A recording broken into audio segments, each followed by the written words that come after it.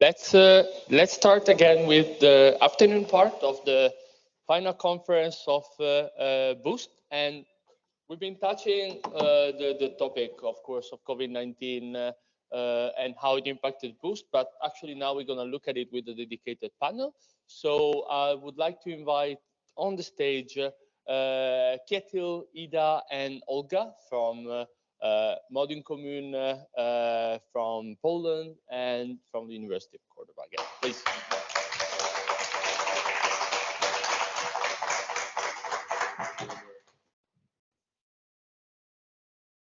You can pick the color you want. Actually, I think this morning we had a very nice color combination. Eva, you picked the orange color for your jacket. I just noticed it. All right, perfect. So we're gonna do a little bit of a slightly different discussion now, because we want to have kind of 3 rounds of questions with all the speakers about what was the experience, what changed with COVID conditions. What did you see, what you experienced in your own countries, and also, in a way, what impacted and how it impacted the work with Boost. So, well, the first questions, and I'm gonna basically then give the floor to Kjetil, Ida, and then Olga. Can you talk what happened in schools? Can you talk about what happened in schools where COVID-19 hit, well, Norway, Poland, and Spain, in particular from, the organizational point of view? I know that you are involved in different ways. So what changed with measures? What do you experience in terms of, also mental health in general? Thank you. Well, the schools in Norway were closed around about 2 months, from March to May, and in a European perspective opened pretty fast. So it kind of opened in a chaotic situation. It was really organized with 10 to 12 children in each group with dedicated teachers. So many did very well, actually, in small groups and organized groups. Reports that children thrived in these conditions, but still, for both the school staff, the teachers, and the school leadership, it was really chaotic with new rules from week to week, and a lot of things to organize. Indeed, I mean, it just can be incredible, like how it changed. I was even, I experienced also from Belgium in a way, and also following Italian news, like the difference that you had. So it was just incredible to see it happen. But then, Ida, from your point of view. My answer to this question is based on the national survey did among school teachers, and also on information from the teachers and principals from the schools which we cooperate to. And first of all, schools were totally unprepared to online teaching. They were not equipped with the tools necessary to organize online teaching and communication. Teachers had computers, but without necessary software. Also, 85% of them had no experience with online teaching and learning before pandemic. Most of the households in Poland had computers with internet access, but 1 or 2 devices in the family had to be used by 3 or 4 family members, and it was really, really tough for them. So what we saw, it was a huge effort of school principals and teachers using their own private time, own resources to organize online teaching home teaching for kids. They also, unfortunately, felt abandoned and insufficient support by Ministry of Education and Science. The school principals also describe the phenomenon of disappearing children from school systems, who, especially those with a problematic background, who didn't participate in online classes for a long time. But despite these problems, also we could see some positive effects. Most of teachers organized groups, virtual groups, where they share the experience and gave support each other. And also they declared they would use the new methods and tools after returning and during normal traditional learning. Thanks a lot indeed. I mean, again, matter of context, matter also like personal engagement. Exactly. With driving things forward in a situation that indeed was hitting, of course, children, but also the parents need to work from home and everything else. So it was one issues on top of each other. And now coming to you, Olga, what do you experience in Spain? Really, the experience of Spanish teacher was very similar that Ida told us. Was an informatic challenge that they coped with them as better they was able. But after this situation, when school came to normality, more or less, when the health emergency was improved, the school organization also changed and affecting especially four issues in Spain.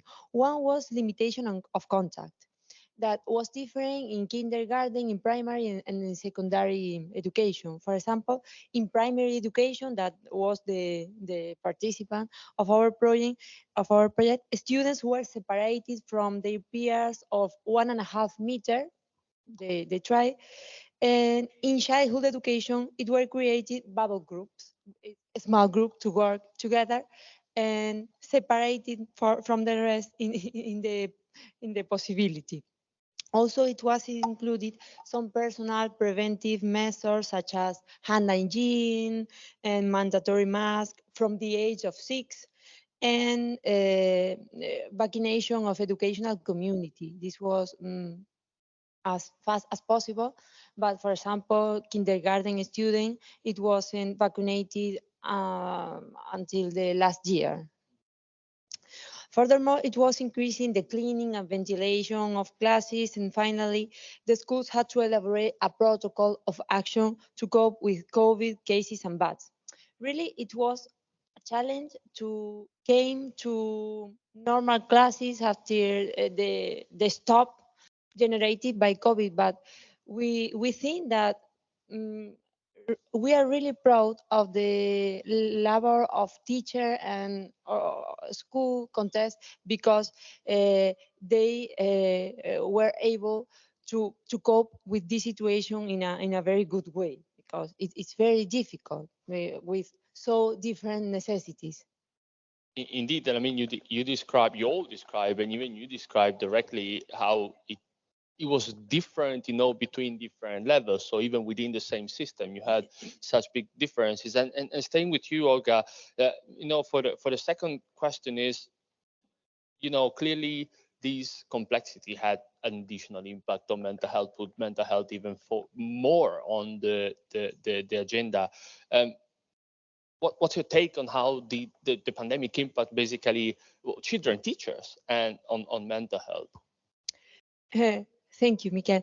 But taking into account this issue, we have two perspectives. One is the scientific perspective, and other the personal view or the view that teacher told us. Previous studies focuses on Spanish students specifically showed an increasing in emotional problems during confinement with difference regarding gender and age, with girls more affected than boys and older students and adolescents more affected than younger students. But really, the results of Boost project reflect not only negative impact on students, but also some positive indicators. And this is a positive view of Boost. For example, in Spain, although we found a worsening in emotional clarity, that is an indicator of emotional intelligence, the students showed also an improvement in resilience. And it's positive. It's an indicator that the pandemic situation give us more strength to, to be able to cope with challenges.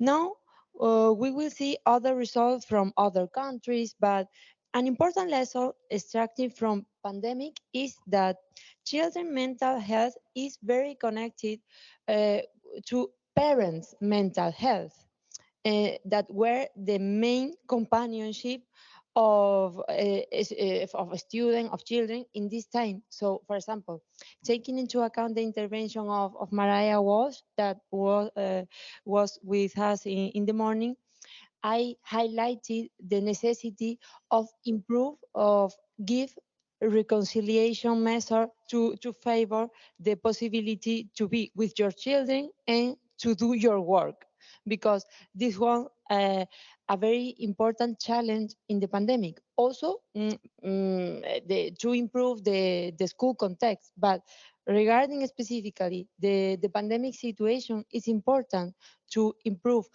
children mental health, to take care parents mental health.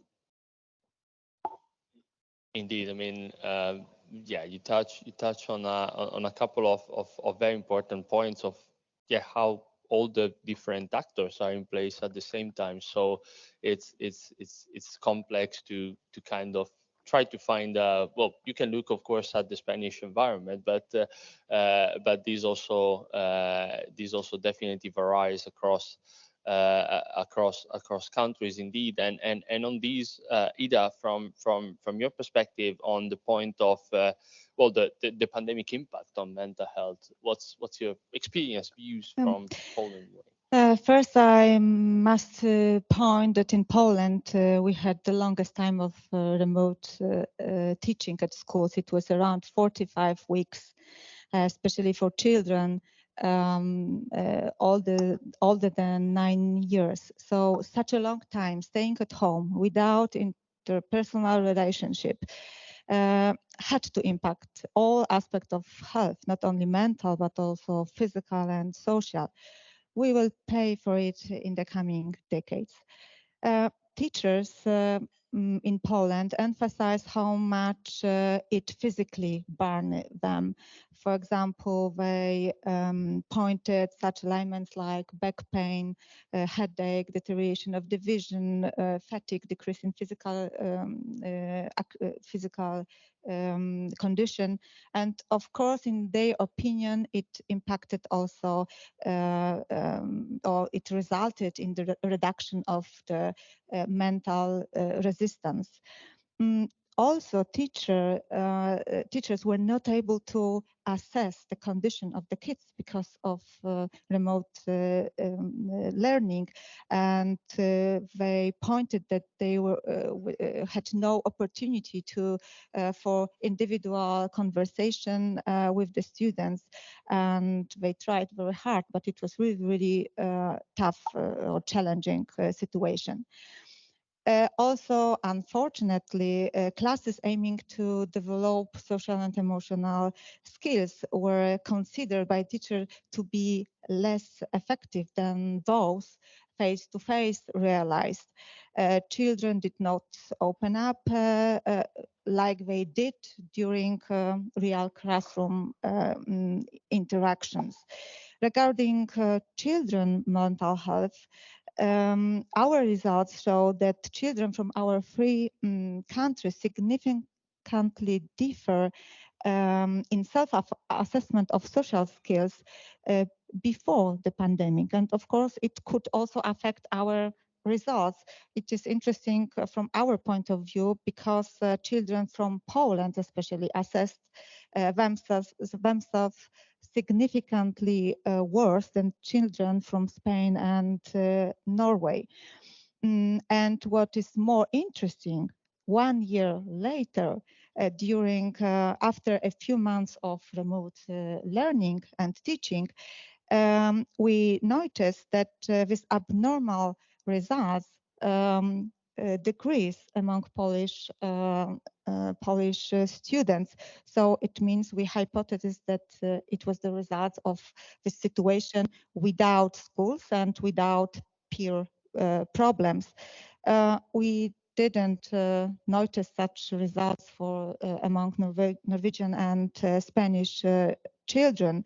So school is perceived as a place where you can build resilience and teach social and emotional skills, but also as a source for behavioral and emotional problems.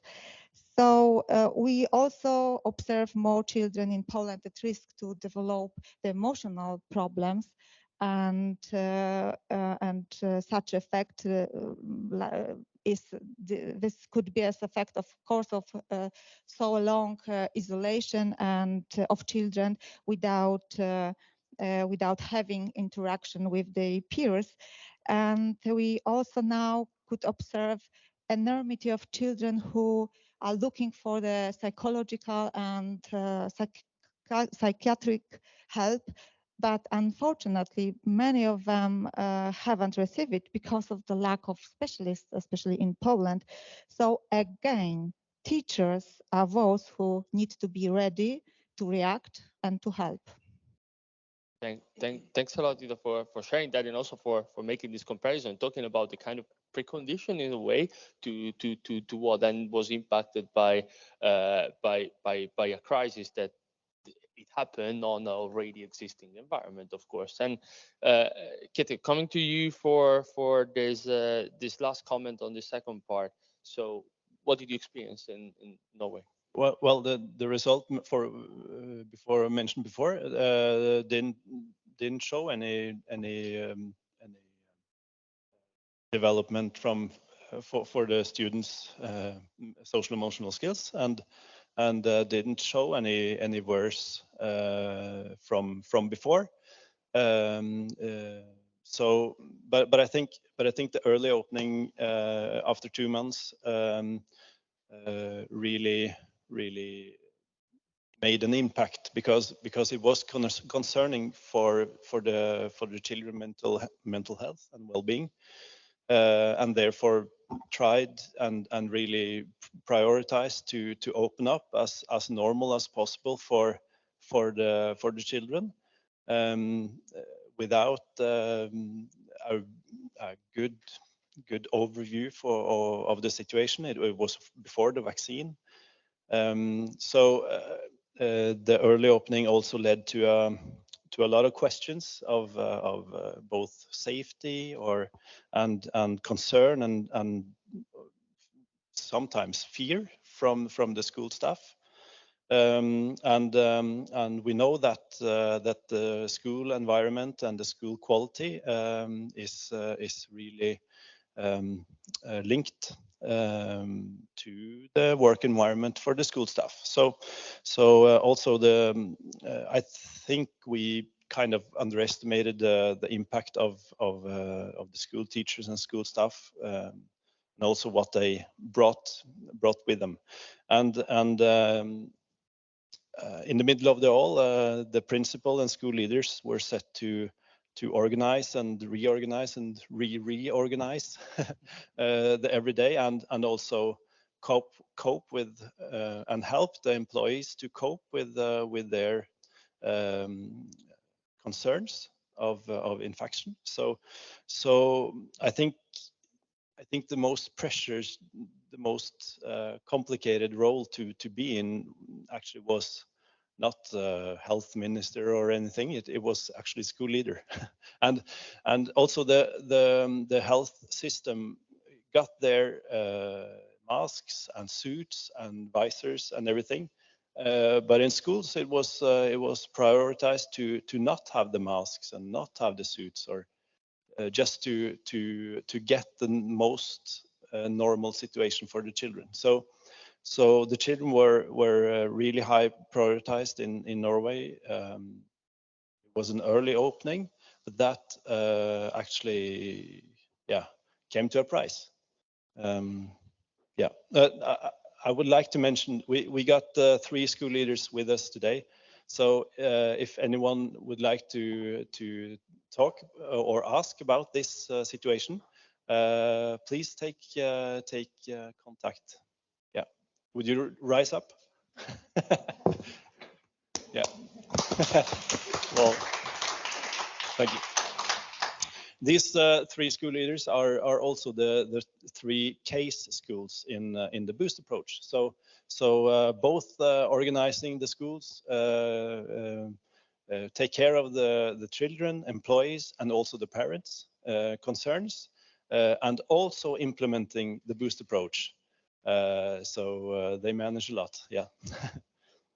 And I also want to add that in all of this situation, I'm really impressed that the school staff, the school leaders, just went viral, went online, had meetings online, asked questions, reflected, and trying to find solutions to this situation, both on the big scale and the small scale. Yeah.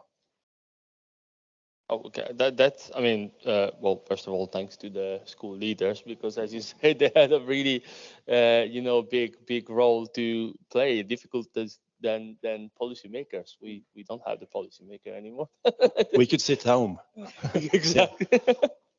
We had 3 trillions under the table, but that's okay. That was but you also touched, of course, on the work of Boost during the pandemic. I mean, a project, first of all, being a collaborative project across Europe, but also at the same time on mental health. Clearly, it was impacted by this changing condition, constantly changing, even during the pandemic itself. So, Ida, coming to you with the first final round of questions. So, how do you seen the impact of the crisis on the work of Boost, and really, if you can just take out what of the key kind of learnings, takeaways from it?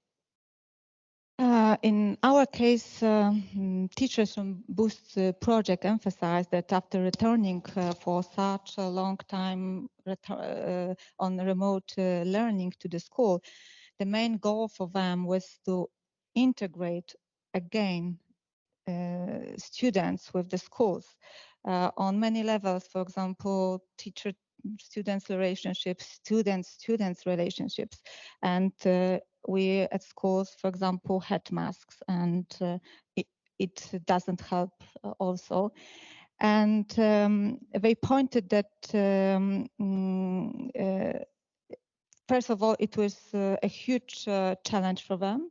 And secondly, the materials which we offered them, on the Boost website, the handbook which we prepared, and also our workshops with the Polish teachers were really helpful and meet their needs.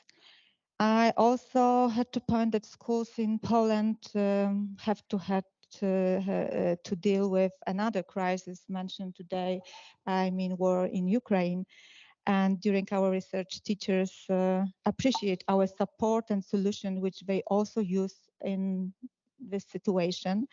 In the Boost schools, we have around 15 to 25% of students from Ukraine in each schools, mostly without Polish language skills, and it was the biggest challenge for the teachers. And again, teachers need to help the children to communicate, to integrate, but also deal with the trauma of war or loss.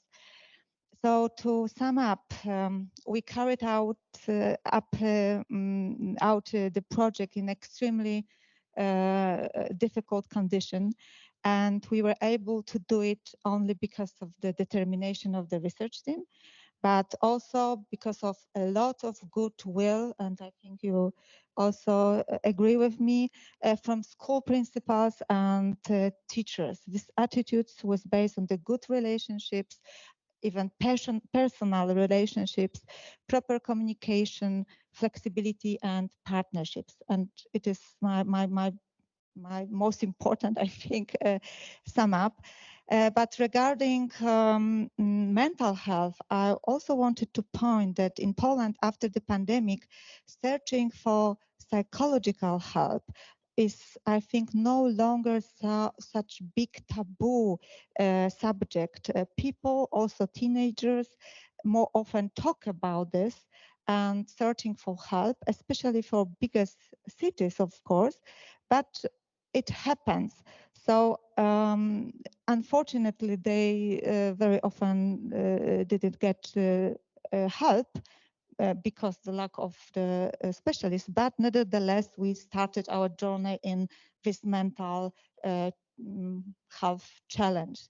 And the last my sum up point is that during our research and work, I realized that preparing project which will be or preparing universal proposal or results for all schools in Europe is rather impossible.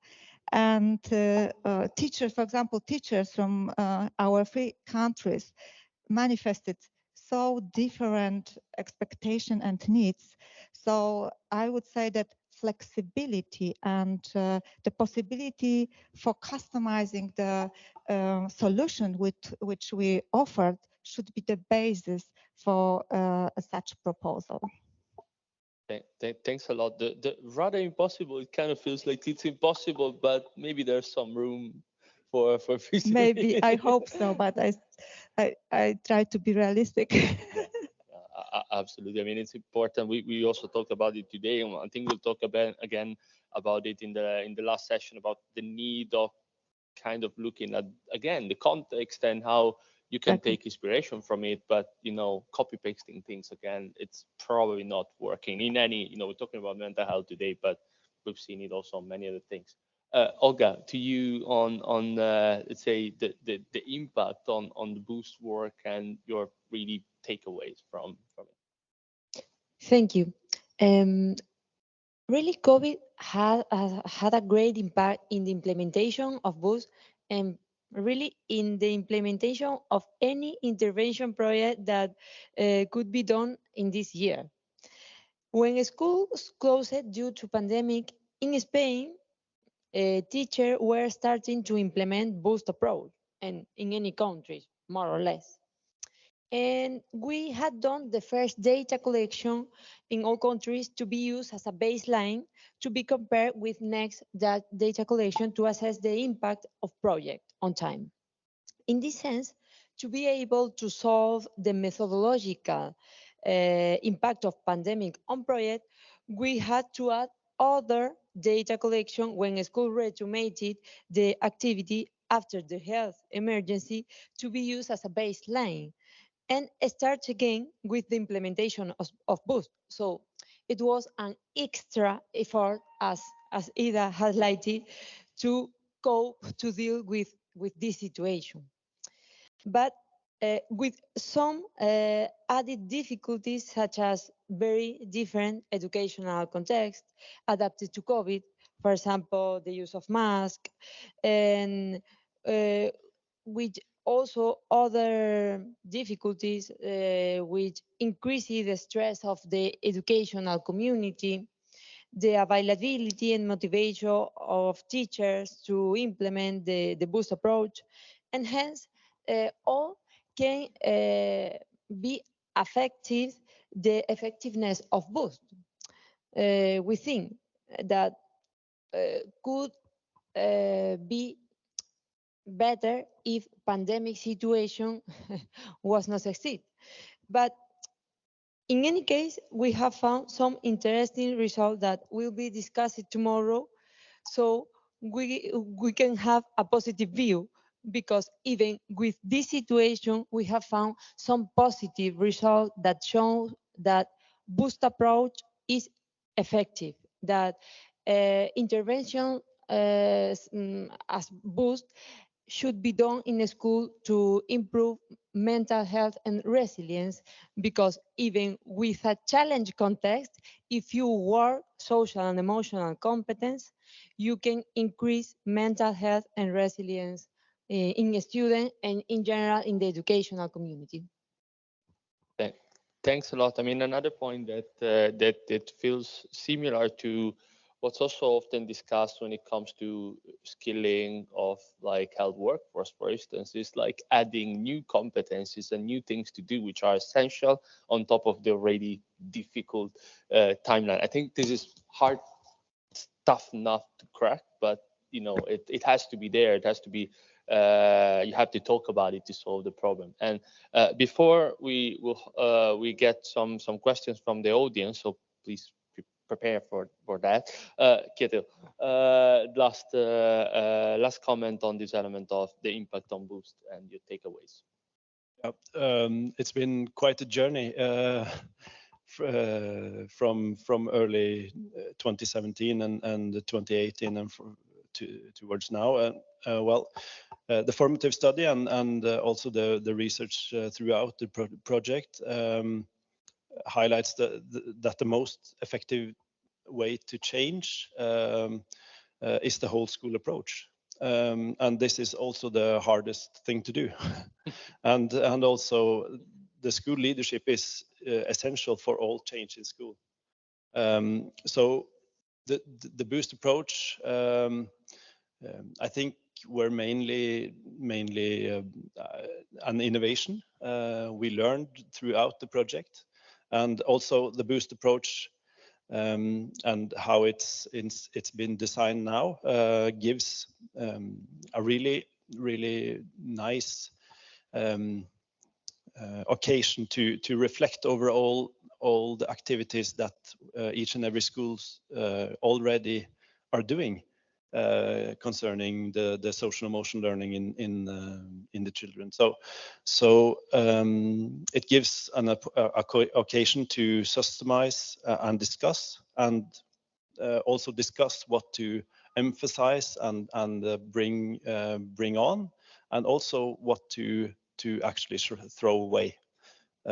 So the boost approach, well, it's been highlighted that the context were really different in the three countries, but still we need to remember that the boost approach actually now is a universal approach that is designed for every context. So, and the normal, it seems the last few years that the normal situation is some kind of crisis situation.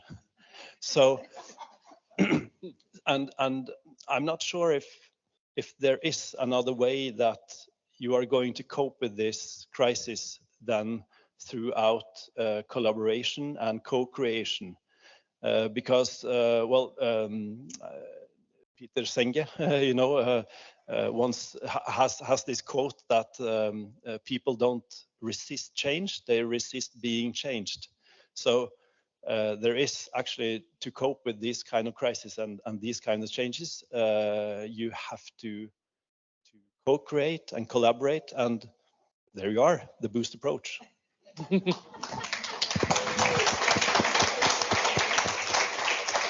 Seems easy.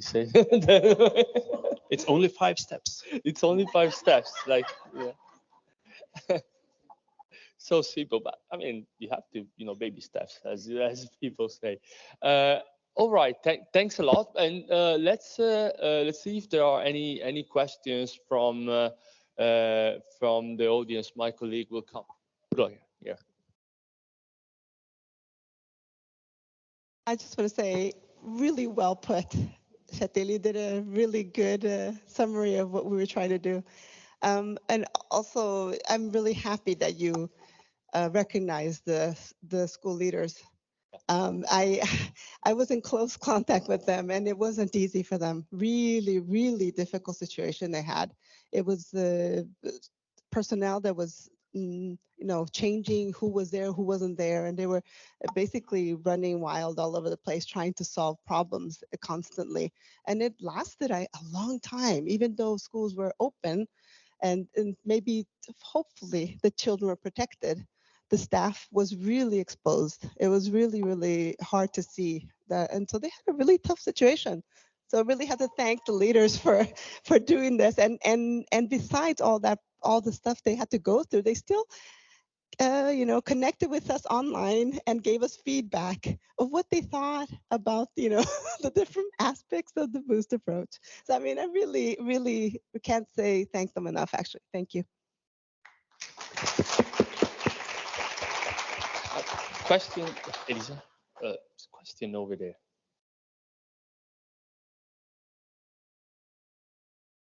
Hi, without underestimating the effort and of course the crisis situation under COVID-19, my question to all of you and to the leaders would be that every crisis is also an opportunity. So what were the opportunities for you? And do you think you would have gone through if there was business as usual, teaching without the COVID, without anything else? Thank you. Can I start? Yes, please. Thank you for the question. As Spanish team is the responsible of the assessment of effectiveness, when COVID situation, with COVID situation, we had the opportunity to assess specifically the impact of pandemic. As we had to introduce any new data collection, we had the possibility to compare the measure previous to COVID and after to COVID, that it wasn't an aim of the project. So regarding a methodological perspective, it was one opportunity.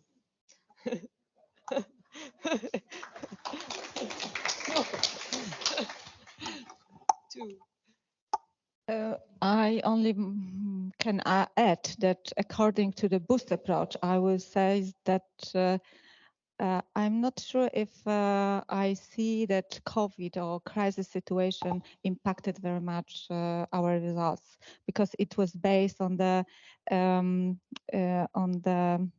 formative studies and on the interaction between research team and teachers, heads of the schools.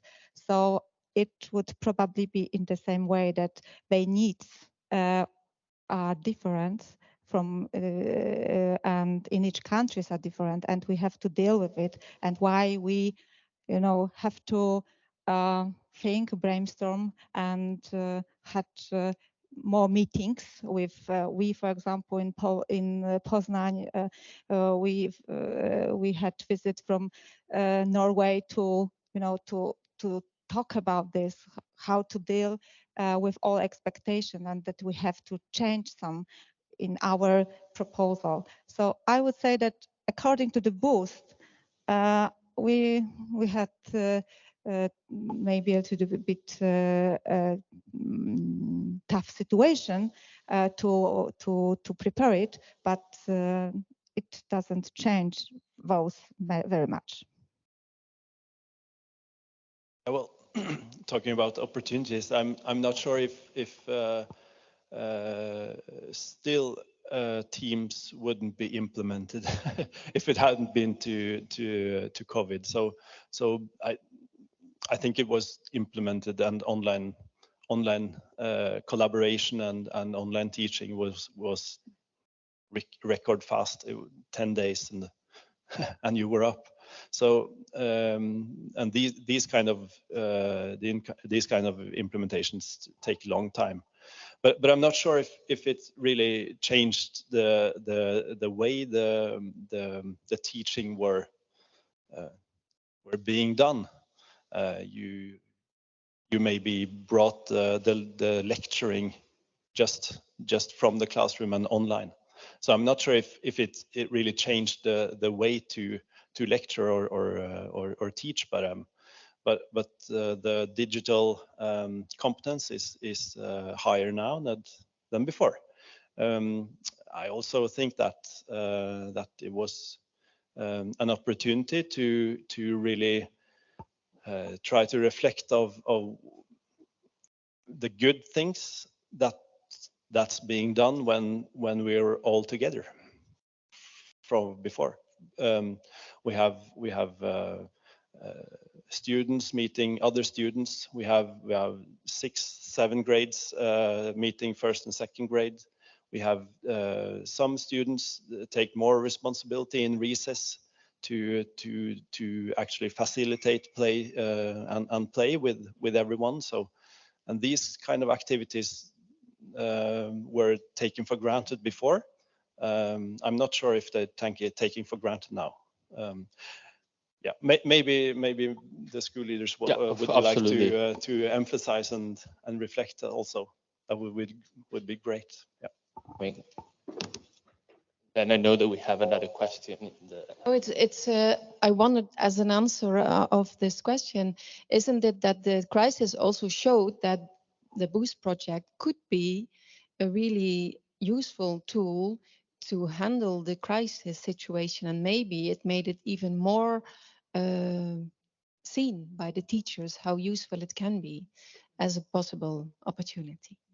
Yeah, of course, I fully agree with your opinion, because they also told us very much that it was, exactly what they need, this materials and the information and tools which we proposed them. We prepared them before the situation, but they were just in time, their needs. Yes. And as Maria was said, that it showed that everybody has mental health, and it's always every moment of your life. It's important to reflect on it. And please. Yes. When I speak to the children about the pandemic period, it comes clear to me that they have very different perspective. Some of the children liked the period when it was only 10 to 15 children playing together with one adult that took care of them a lot and made different things, because then they couldn't play football, they couldn't do that. So the adults organized a lot more. So everyone was taking more care, of. And when the school opened, they felt a little bit lost, because they have been in this close little group. And other children, they struggled when it was so small groups, because they had lost some of their daily activities and so on. So they felt that it was wonderful when it opened up and they could go back to normal. And afterwards now we try to take care of both the kind of children. So we learned, and we try to use it now to take care of them in a new way, more different, because the children are different.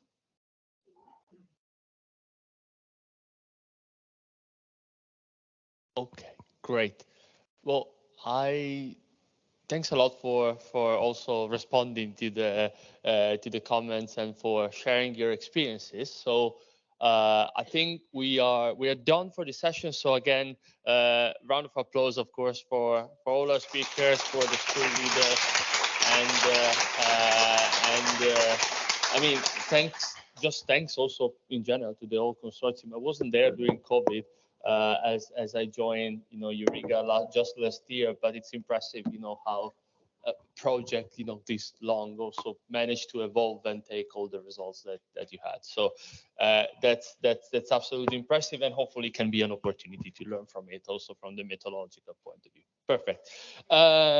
Let's move to the final panel and the last session of the day before we go to the to the final refreshment, to the discussion, of course, that you can have with all the Boost partners in the area. And I would like to welcome all our 5 speakers for the last session on stage. Ozemarit from Beacon County Boost Consortium member, of course, Elzbieta from the Boost Advisory Board, and for Poland, of course, Johannes. There you go. European Parents Association, and again, Boost Advisory Board members, and then 2 very welcome guests, of course, Francesca Centola, Policy and Knowledge Officer from Mental Health Europe, and Anna Maria Giannopoulo, Deputy Head of Unit at the European Commission, DG EAC. Wonderful. So let me just pass on the colorful mics to all of you. And Thank you. The title of this session, actually, it's kind of trying to project Boost into the future in a way. We talked a lot today about what's next in a way, about what we can do to learn from Boost beyond Boost in a way. We had a very nice intervention this morning from the European Parliament as well. So I think we got from the very beginning in that what now feeling. But in opening this conversation, actually, I would like to start from Ozemarit, because you've been working quite a lot on the exploitation, on the what's next for Boost. So what's important now?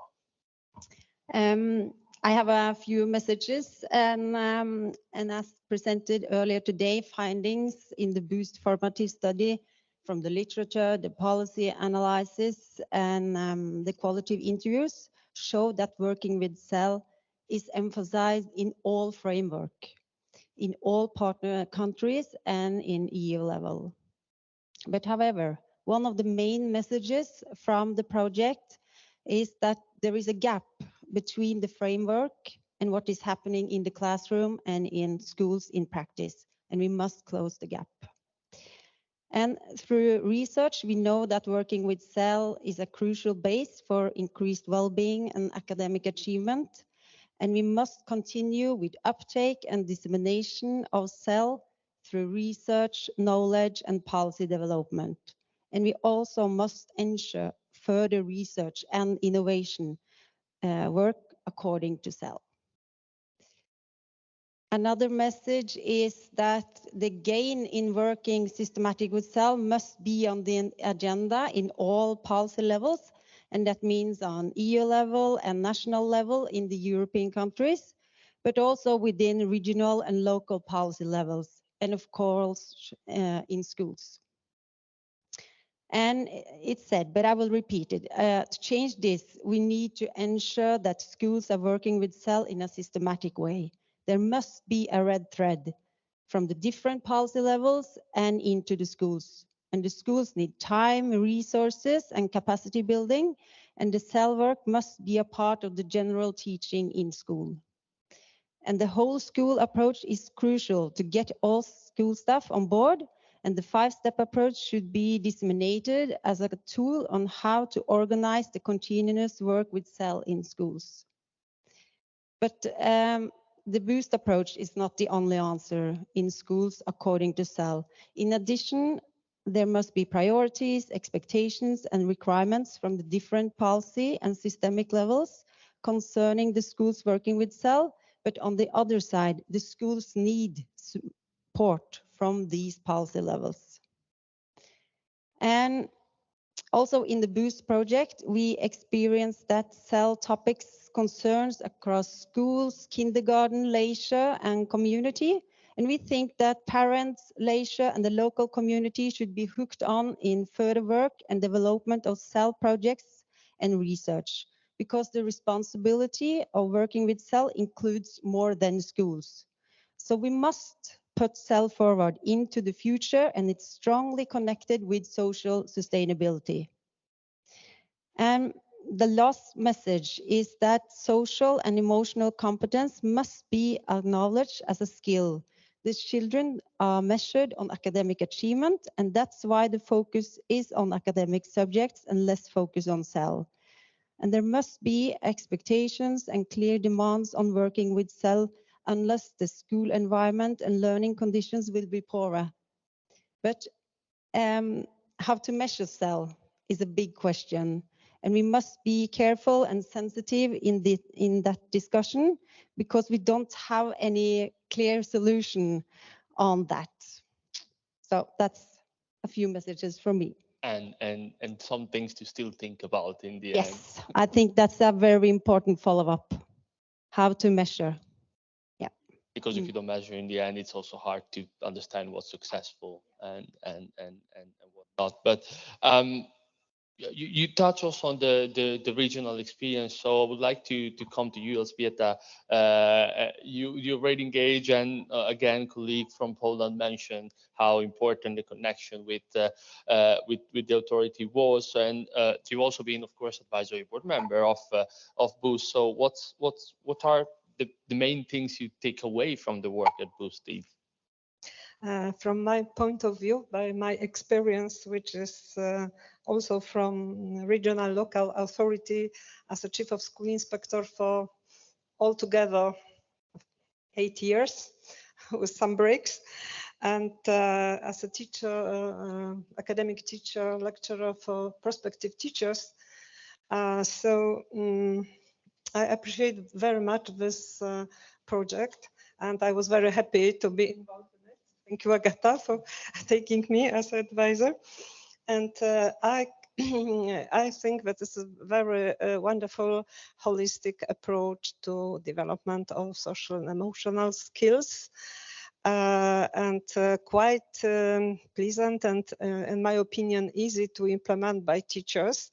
Maybe they didn't know until now that it's very, very easy. In fact, it's also, this project proved that it's a very effective approach, which is very important for us, that gives some effects, unexpected sometimes effects, also in educational achievements, academical achievements. Also, it's a protection of behavior of risk and so on. So it's very important. To some extent, social and development programs are neglected by teachers because they are more concentrated on academic achievements and don't understand that there is a big correlation between school achievements and the climate of schools and well-being of students. And a lot of research on well-being and school climate also proved better academic achievements for students if they have developed or balanced emotionally, I could say. What also is very important from that project that it's a whole school approach. So it's not only, as Johannes mentioned in last discussion, not also only curriculum, but also organization of school and cooperation between teachers and relationships. So everything should be taken into account as an organization of institutions, school as a self-organization, a learning institution. We also have learned that integration or integrity of the school is also very important. So of course the students need integrative approach from teachers, because it's a mental development, social development, emotional development, physical development, and even spiritual development. So this project, Boost, also needs integration from teachers, from all teachers and all school staff. to develop students. Even we are talking about mainly about emotional or social development, but of course it influences very strongly other aspect of student development.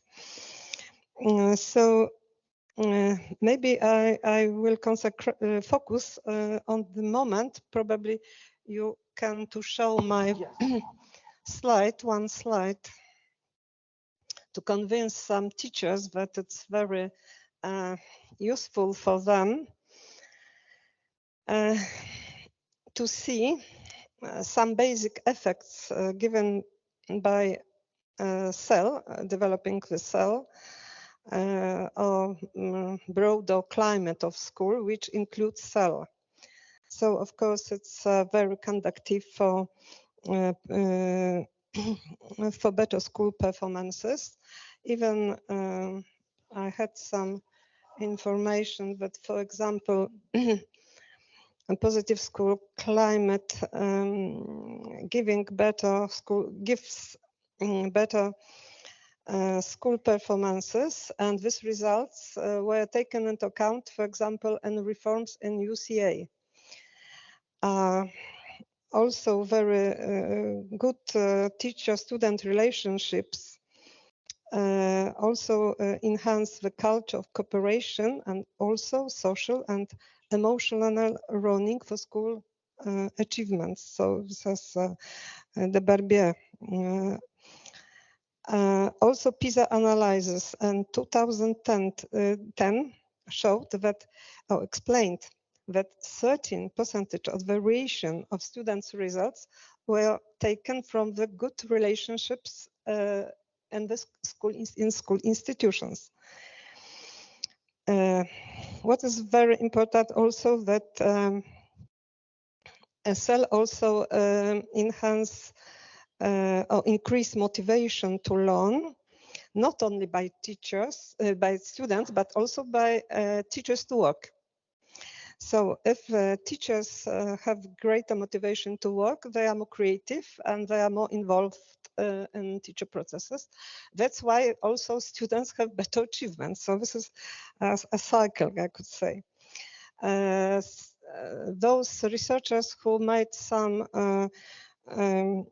research on well-being also highlight that they see the lower aggression and school violence. So it's a protective factor, social and emotional learning. Even some of them also mentioned about protective factor of risky behaviors of young people, especially against depression and suicidal thoughts. So it's in my opinion very important. So if you have students with a better behavior, we have students with a could have students with better school achievements. So this is the most important, in my opinion, from what we have learned from that project. Kind of a whole school approach for a whole school benefit, maybe. So for everybody, and of course, coming to you, Johannes, now, you from the point of view of parents. Let me come back to the general thing. From the point of view of parents, from the point of view, of course, also of you being involved in the Boost project as advisory board, what's the most important thing that you've seen, and what's your take on the work that's been done and what we discussed? Well, now I have just to pick up the last phrase, say it's a benefit for the society. That's not only for the school community. And that's probably something that I have to introduce my approach. Parents are the widest way of include society through all stages, all professions, all sources of life, which makes the cooperation with parents a very frightening thing for most people involved. I tried through several of my representational tasks to put in front that there is a big chance of a benefit. Of course, there is a big chance for parents being involved in the learning of their children to benefit themselves, especially, and that's a very important task that schools and school laws don't see as a task, is to include marginalized groups by addressing the parents, and don't burden the teachers with these things because they're not trained to work with adults. But that's one of the things where the whole school approach is very focused, something that you cannot put all the burdens on the teachers. It's not only the perspective of a former teacher representative to see that you cannot extend the workload without limits. There is definitely a cooperation of professions that is quite important. It was mentioned several times. There is a big but. If you walk into this field from the health side, you will find a different term for this cooperation compared to what the term that we used in the early school leaving discussion. It was, I think it was transsectoral cooperation and cross-sectoral, and there was another word for cooperation, I don't remember. So definitely this is a task and a challenge that should not be seen small. Of course, we need the motivation, and there was a lot of very bright statements this morning and this afternoon about what's the scope that we are opening up for all the ones who open their minds and see themselves.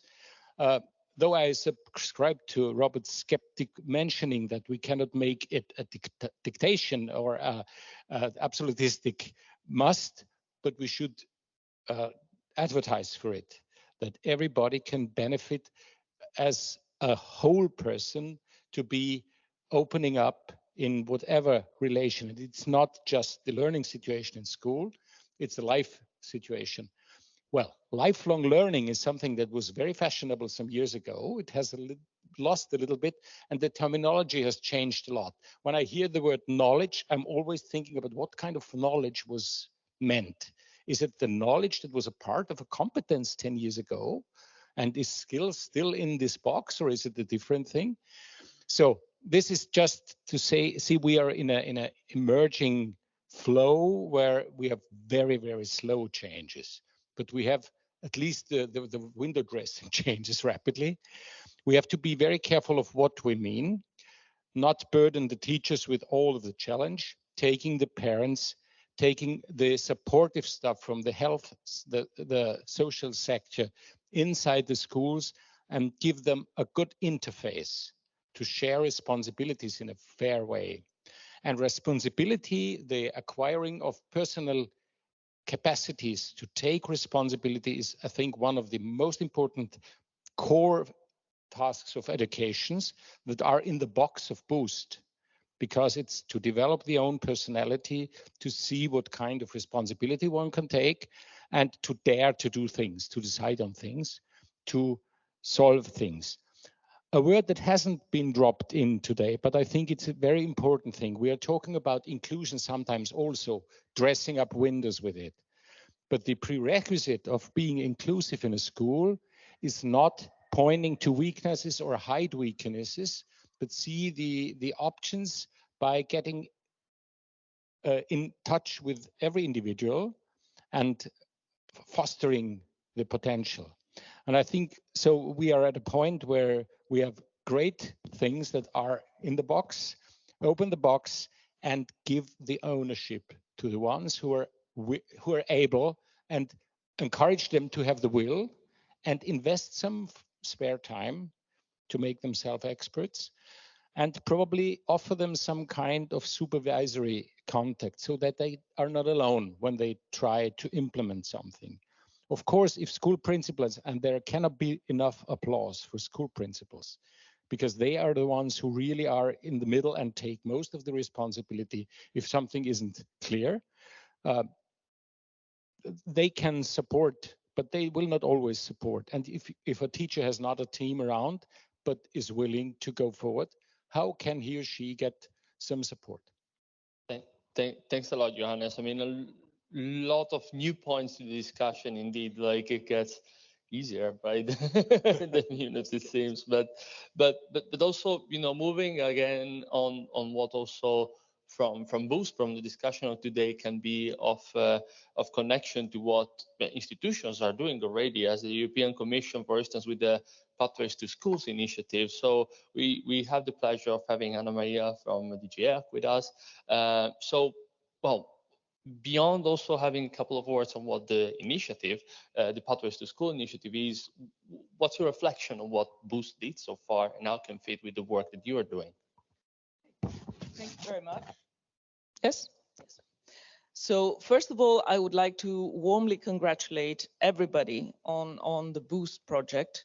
It's a fantastic project, not only because it aligns extremely well with all the initiatives and the policy guidelines we give in Pathways to School Success.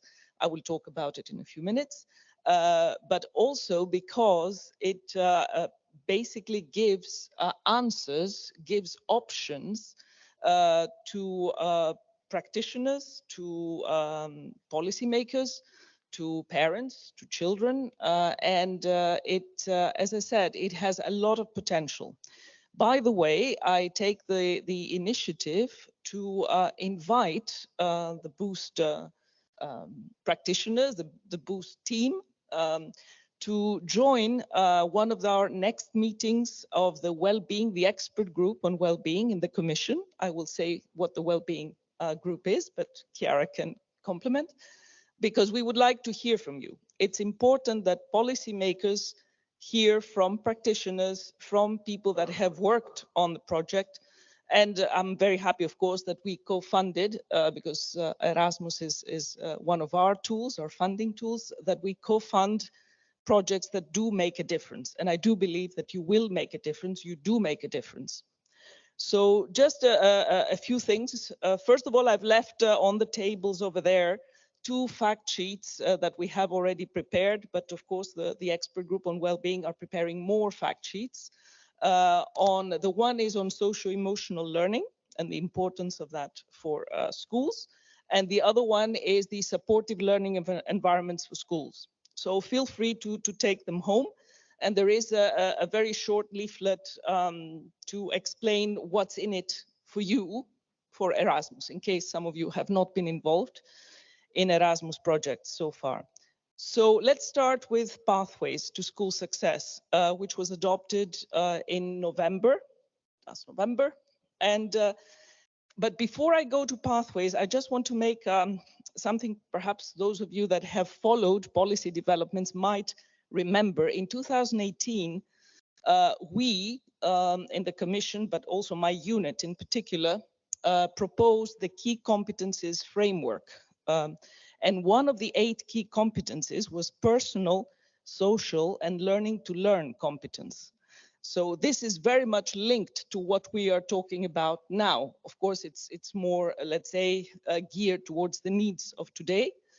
And of course, in 2020, we even went a step further to analyze that particular competence, as I said, personal, social, and learning to learn, into a life comp framework, so life competencies framework. And there, the practitioners, the teachers, the parents could find ways to, let's say, first of all, understand what this is all about, and maybe how they could implement in their particular environments these ideas that we've put forward. So it doesn't come out of nowhere, this Pathways to School Success. It's our response to the crisis, to the inclusion area, because what we saw in PISA 2018 is that early school leaving, of course, it's reduced compared to the percentages we had before, but it's still above 9% on average in Europe, 9.7. So for us, it must go below 9%. So that there is still work to be done. It has been an improvement, but still work to be done. And we also see another worrying feature is that 20% of children at the age of 15 are underachieving in basic skills. And under basic skills, we take reading, mathematics, and science, which is not good. And the last element, which of course is very relevant to what we talk today, is that 20 to 25% of learners and teachers report the idea of alienating themselves from the school because of well-being issues, mostly depression, anxiety, bullying, etc. So for us, it was important to do something about it.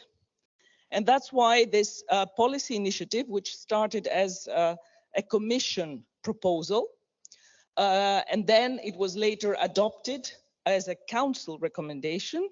No, I know the terms might not mean much to you, but it means that all the ministers of education adopted pathways to school success.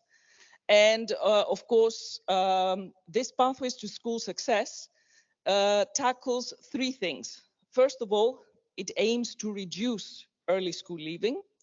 It aims to reduce early leaving from education and training. It aims to increase basic skills and puts well-being for teachers and pupils at the center of the educational process. So these are the three areas. I don't want to go into details. You're very welcome to read more, and you will see that we have also a lot of examples. We have a policy framework that people can pick and choose how they would like to form their own strategy at local, regional, or national level. And of course, the next thing that we would like to do was to improve well-being. And in order to do that, in connection with the Pathways to School Success, we set up this expert group for well-being and supportive learning environments. Chiara here present is one of our distinguished members. So we have 19 members from 19 different countries, and they're not all teachers. They come from various professions. They are psychologists, they are teacher trainers, they are school leaders, headmasters, whatever you want to call them, their parents. We have representatives from OBESU, the youth organization. So we try to be as diverse as possible in that expert group. They started on the 30th of March. Their mandate is for 15 months. And in the first year, they have been asked to produce some policy guidelines, both for practitioners, for teachers or school leaders, as well as policymakers. What do we do and how do we do it? There's no universal solution because there's no one size fits all. That we know for sure. So we don't aim at that. First of all, we aim to give everybody the possibility to know what we're talking about. What is bullying, cyberbullying? How does it affect the children, the parents, the teaching staff, the staff in general? So this is one thing that they have to do. Another thing that is very brave and very innovative, to my understanding, is to come up with a self-assessment tool to be used by practitioners or parents or even learners, I would imagine, on what it means well-being at school and what can be done to improve well-being and supportive environments at school. And the last but not least, you can correct me if I'm wrong. So the last but not least is to offer ideas and possibilities for dissemination. How do we go from there? So from us, your project is an excellent example for dissemination. I think Erasmus Plus has a role to play on that. We have about 10,000 projects on well-being, mental health, and physical health that we have already funded, and about 200 projects, if I'm not mistaken, on bullying and cyberbullying. So I believe there is scope for more. And I believe that projects like yours are definitely deserving this kind of visibility.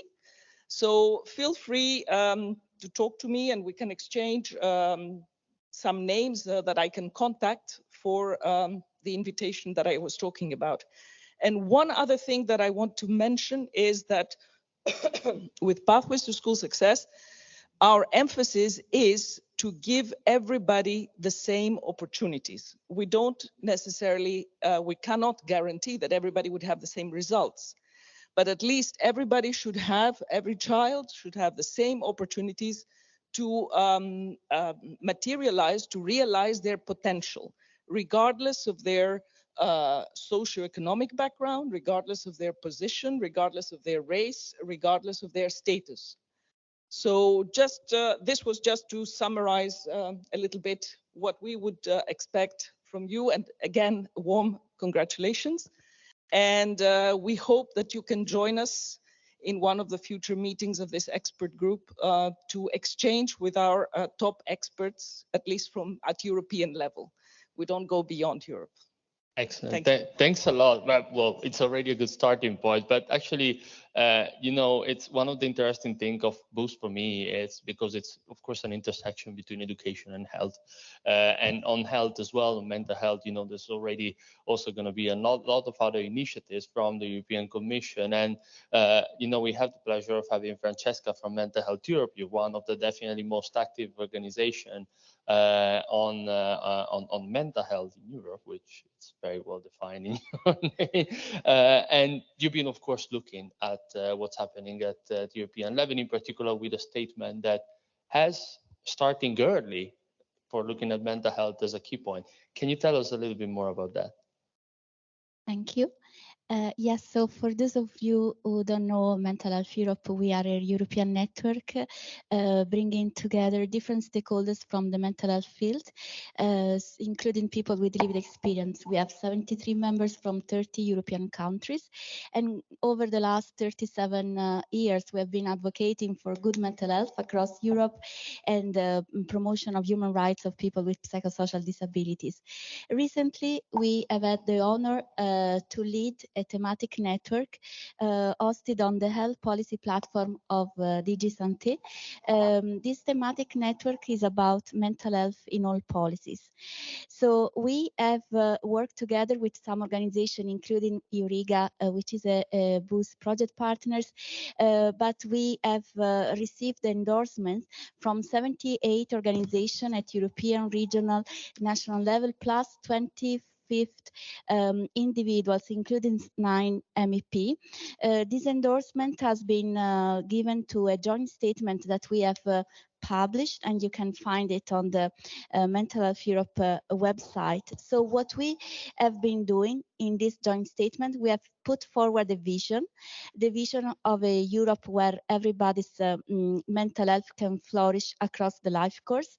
And then we put forward a series of recommendations for different stakeholders at European, national and subnational level on what can be done concretely to translate this vision into reality. And as Michele was saying, so it's so this is the why mental health in all policies, because the way we understand mental health is called psychosocial approach to mental health. So for us, mental health is determined by life events and by broader socio-economic environmental determinants that can shape our mental health and can act as protective or risk factors. And so if we understand mental health in this way, then it's clear that we cannot effectively tackle mental health problems in our societies simply operating into the health sector. We need to act within and beyond the health sector. And actually, we need to put in place favorable conditions for good mental health in different sectors. And education is a key settings for this work, which has a focus on prevention and promotion. And yes, it is important indeed to act early.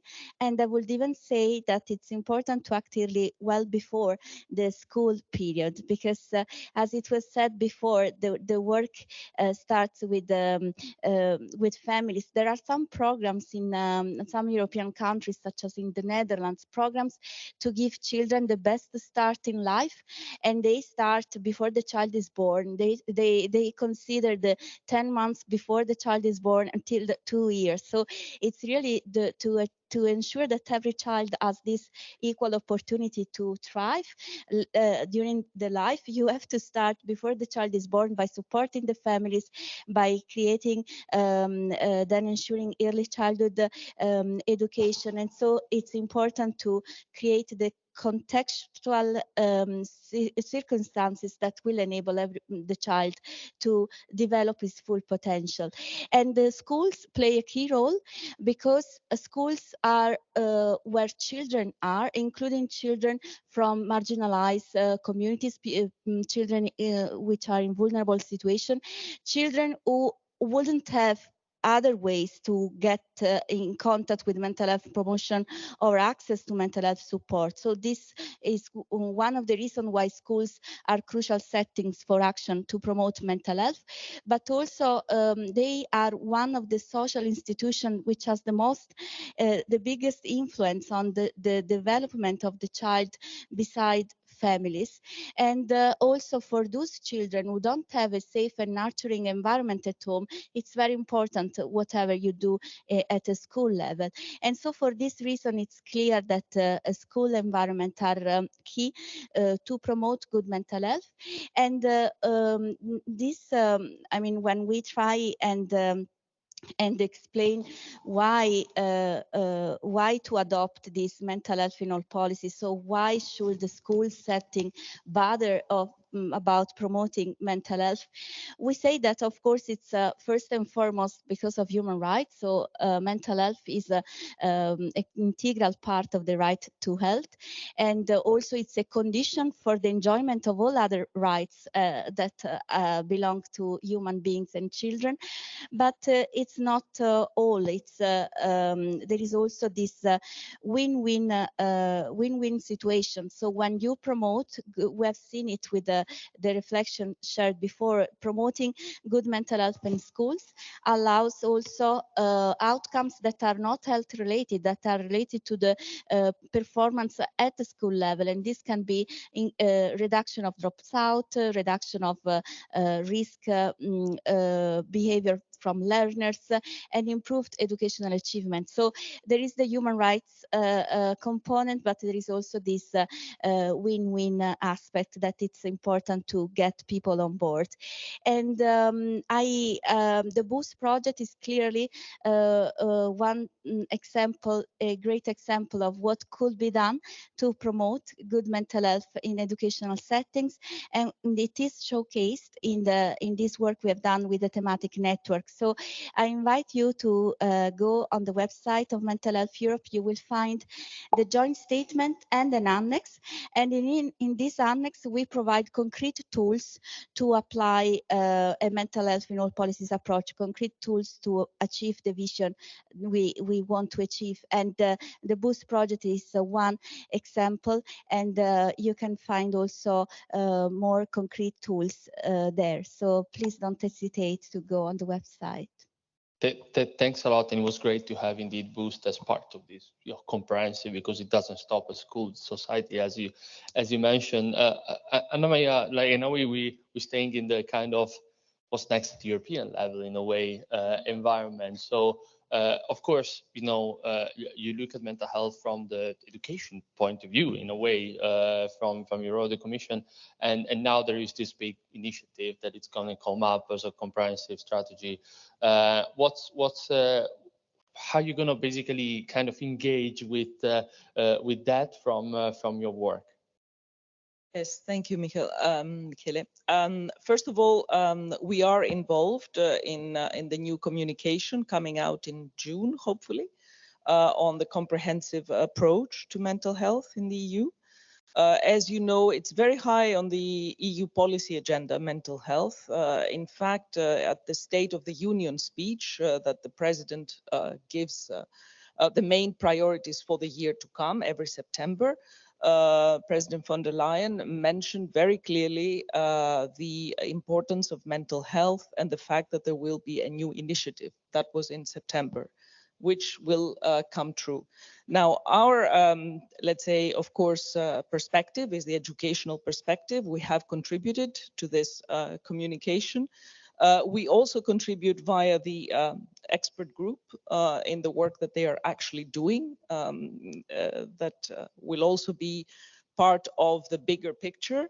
But I also wanted to say that the framework that we have provided in Pathways to School Success looks at different, let's say, measures, mostly preventive measures that we identifying the problem early is a big plus, I think, for everybody. But also we have prevention, intervention, compensation, as we normally do. But our main focus is how can we identify very early if there is a problem for the teaching staff or the other members of the school and the learners, of course. And for us, coming back to the whole school, whole system approach, for us, when we say whole school, doesn't mean only the people who are in the school, but it means the wider community. It means local authorities. It means youth workers. It means nurses, health professionals, etc., etc. Parents, of course, they're an integral part of this, but also a very a wider community, because we believe that education is a complex process and it's also interrelated. So we cannot separate. It's like having building blocks in order to build a complete house. So for us, early detection, awareness raising for all parties concerned is an important issue. And at the same time, for people to look at what we have on offer, be it via projects, be it via our own tools, and then pick and choose what would make sense in their own particular strategy, be it at school level, be it at local or regional or even national level. So again, it will not be one strategy for all. That's for sure. Starting point to then decline to the different, exactly. It's what needed actually on the context that we talk a lot about it this morning. Johannes, coming to you, and then we will touch, of course, the point of regional and local dimension, of course, with Elzbieta and Osamart again. From well, the kind of parents' perspective, of course, what could be done more at European level? How does it fit, in the initiative that you've heard so far? Would be easy if there was an easy answer. Well, I think one turn in the perspective is necessary now. We're talking about education and we are talking about the teachers a lot, and probably we should turn the coin and look at the active role of the learners, and seeing learning as a process that also is, even before we do prevention, it is fostering the personalities. And what I wanted to answer a little bit to you, that one of the evident benefits is that the classroom creates a certain kind of a social relationship, a network of relations, where they are able to be resilient with some outliers or some challenges on their own.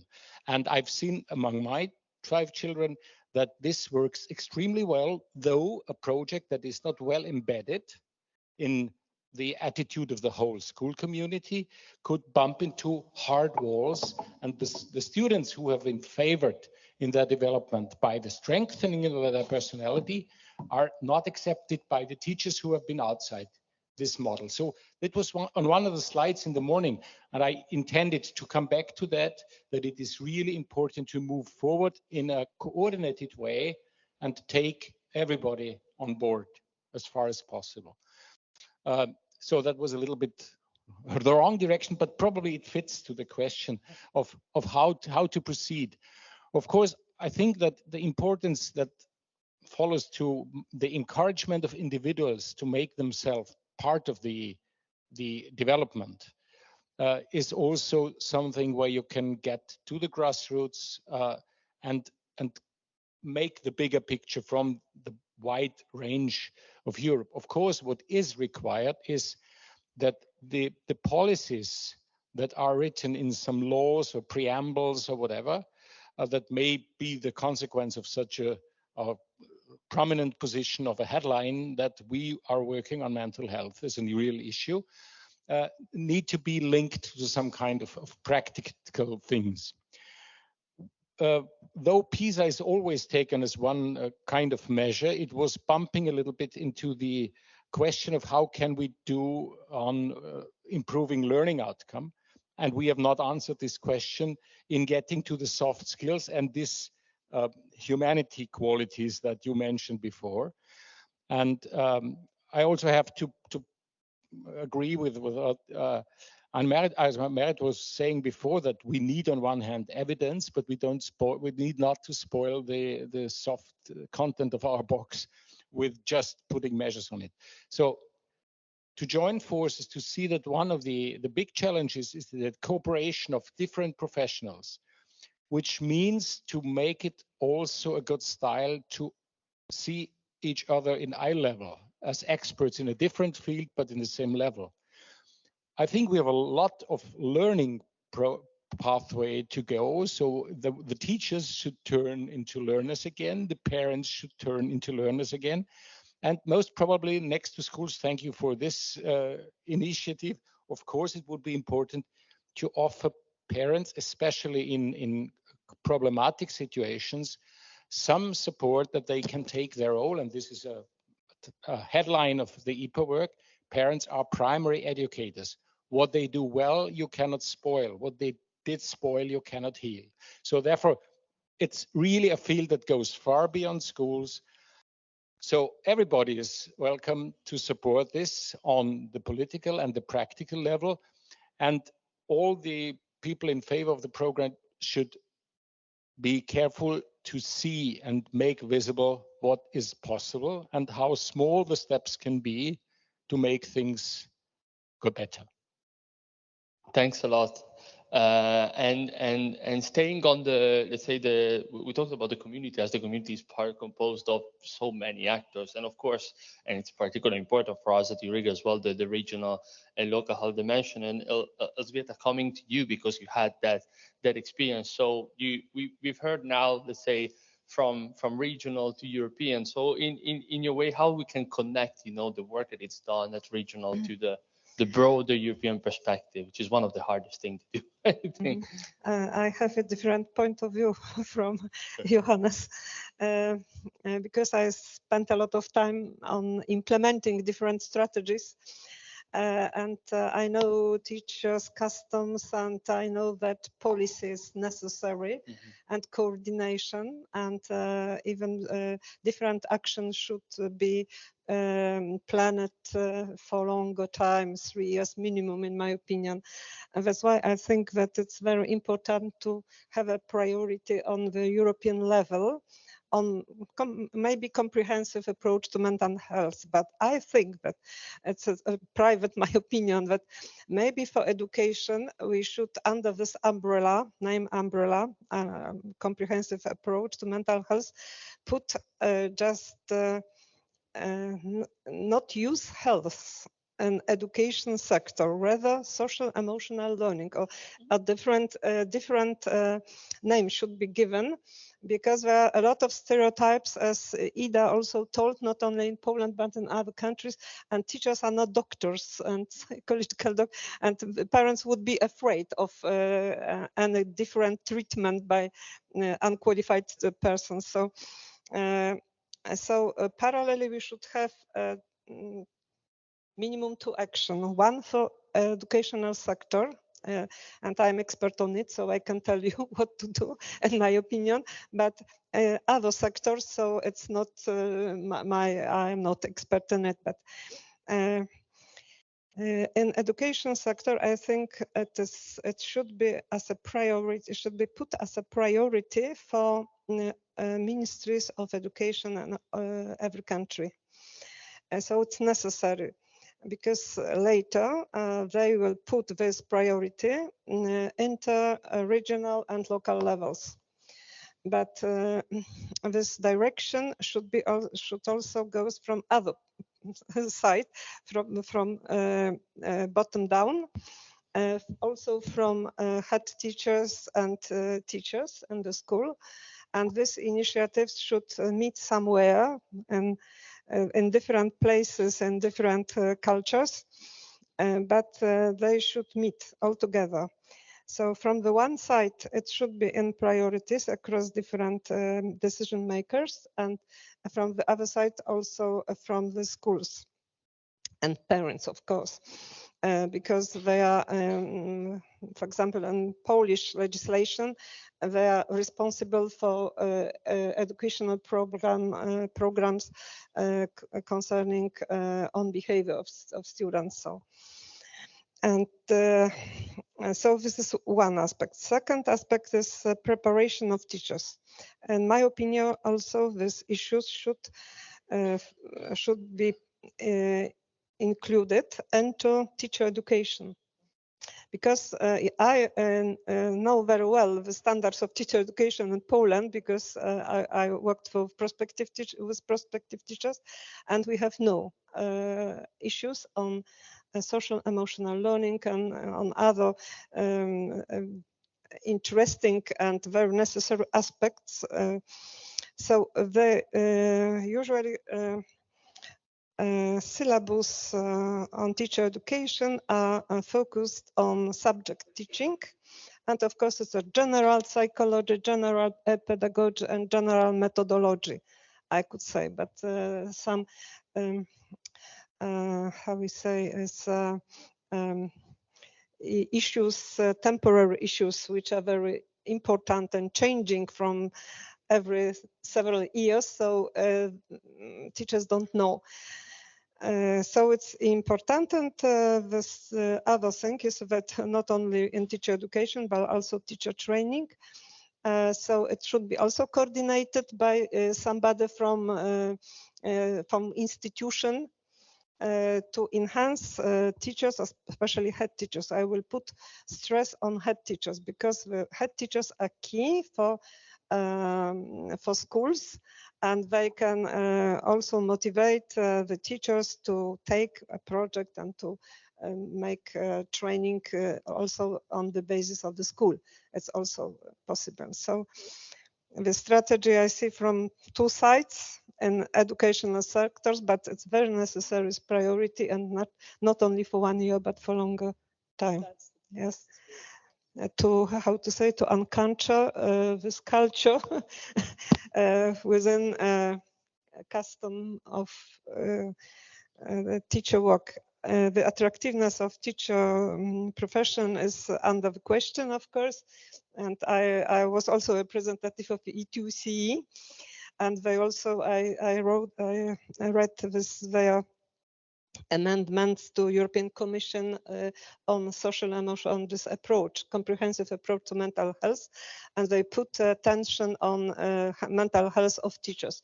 In fact, it's true, but as a unionist, I am talking that for me is the most important is the well-being of students, because they are very young and they need a care. But when we are talking about teachers, so they can help themselves sometimes if they want, but teachers, students are need much more care. So first well-being of students, and then well-being of teachers.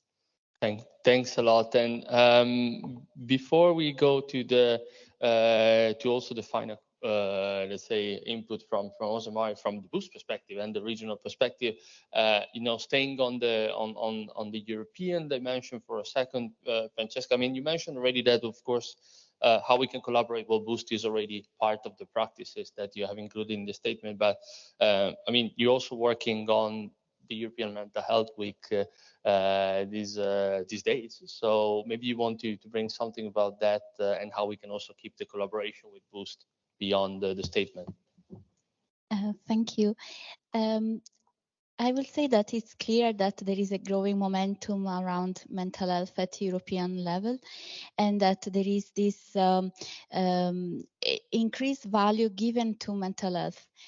But now it's time to translate this, to match the value with clear commitment and concrete action by different stakeholders at European, national and subnational level.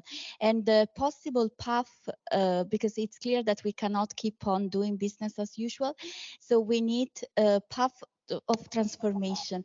And one path of transformation suggested even by the WHO is to reshape the environments in which we live, in which we learn, in which we work, in which we interact.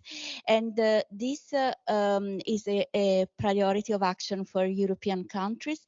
And this is also very much related to the topic of this year's European Mental Health Week. So for again, if you don't know, Mental Health Europe is leading a European Mental Health Week. This is the 4th edition. It started yesterday, so today is day 2, and it will run till the 28th of May.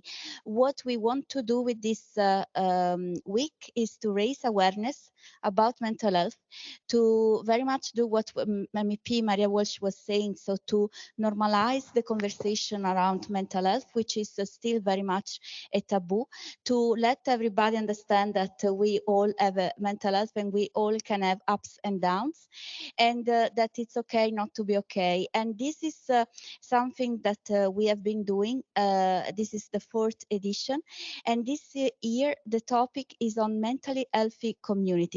So what we focus on this year is the importance of these environments in which we operate, and this we focus on home, so family life, education, workplaces, and broader communities, including, for instance, online communities. And the data, again, given by Maria Walsh, MEP, this morning, were quite shocking, and this is something we will also focus on. So again, have a look at the website, because there will be tomorrow there will be a policy event, also hybrid, so you can still register for this policy event. Policy ask will be released, and then there is all across the week different meetings whereby we focus on the different communities and how they can shape our mental health in a positive or in a negative way. And in relation to the subject of education, so I can already tell you that our policy ask will focus on the importance of having learning environments which support mental health. And here we think that it's crucial to act not just with a focus on skills, which is important, but it's one part of the picture. The rest is structural changes. So, for instance, and this is very much, I will say in line with what I have heard today from the colleague of the Boost project. So, it is important in education to equip teachers and school professionals and students with social emotional skills, but also mental health literacy that should be integrated in the curricula. It's important also to equip the school professional with the knowledge and the skills to go in this direction, and also with the knowledge about very practical things that they can put in place in terms of reasonable accommodation. If a child is struggling, maybe just having an extended deadline for an exam or an homework can be of help. So this is the work you can do on the individual level, but then we ask for structural changes, and structural changes is acting on the culture. So this also has been said. I'm not saying anything that hasn't been said already this morning, and it's nice to see this synergy. So we say the culture that is so focused on academic performance, rather than being a culture focused on the value that each person can bring as a human being, with all the differences that we have, and also the importance to eliminate discrimination, so anti-discrimination, anti-bullying as a policy at school level, and then this work of schools integrating in the community. This has been said many times and is crucial, and I would also like to stress another word that has been said during the day, that is co-creation. So we need maybe the possible way forward also to respond to the fact that we cannot have one size fits all, is to co-create policies that promote mental health in educational settings, co-create them with all the stakeholders. So the children, first of all, families, school professional, health professional, social professional, they all need a space to discuss together what are the needs and how these needs can be addressed. And this could be a way to overcome the fact that every context is different. So these are examples of things that can be done at member states level. And then, and here I will close, but to the European Union, we have one big ask, if I have to choose one, and it's to make to use this opportunity of the upcoming initiative and to have a strategy on mental health. And by strategy, we mean clear objective for the states, benchmarks, indicators, so that the European Union can monitor the progress of states and somebody is accountable when the progress is not achieved. Thanks a lot, Francesca. And in closing this discussion, and then if we have question and answers, we still have a little bit of time for that, Osmar, from both the Boost Consortium perspective, but also your regional perspective. So how do you see the work that was done in this European context that was discussed? What's expectation? What you're looking for? At first, I'm very happy to see that there's a common understanding that mental health concerns concern all of us, and it demands awareness on the topic in all sectors and policy levels. And the understanding of universal measures and promotion of mental health demands that all sectors must take responsibility and work with long-term objectives. Then we will achieve more resilient residents, and we also will achieve an economy of well-being. And as Anna Maria told us, the acknowledge of CEL at EU level, according to personal skills as a key competence in education, is also an important universal measure that will have an impact on the EU countries' work with mental health. Because in Norway, CEL competences are not acknowledged as key competences, and therefore we see it's not prioritized as it should. And our research shows that recognition is crucial according to how the schools are working with CEL, and working with CEL in schools contribute to increase the social equity in the society and help particularly children that don't have that support at home. So how the public services, schools and kindergartens are working with CEL are crucial, and the different policy levels and the national governments have a huge responsibility to ensure focus on CEL and mental health. And working with CEL, it's said many times today, but I will underline it, that working with CEL in the education sectors is the education sector that they contribute to the promotion of mental health. And promotive work with mental health in the education sectors must be prioritized. And it's an investment in our children's future.